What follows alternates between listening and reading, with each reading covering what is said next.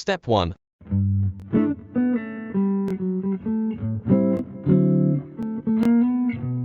Pry open the top for snaps of the product with a screwdriver to open the cover on the top of the machine.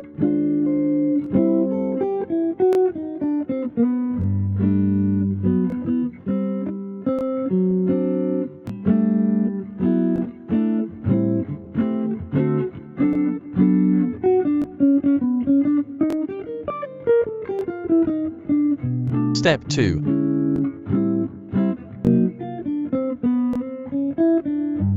Then unscrew the two screws holding the motor with a screwdriver, and remove the motor as a whole.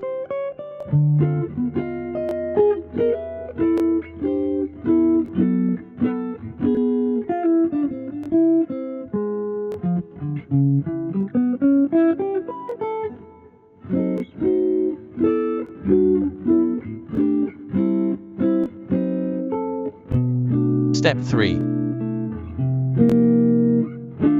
Next, the foreign object stuck in the impeller can be removed from the impeller.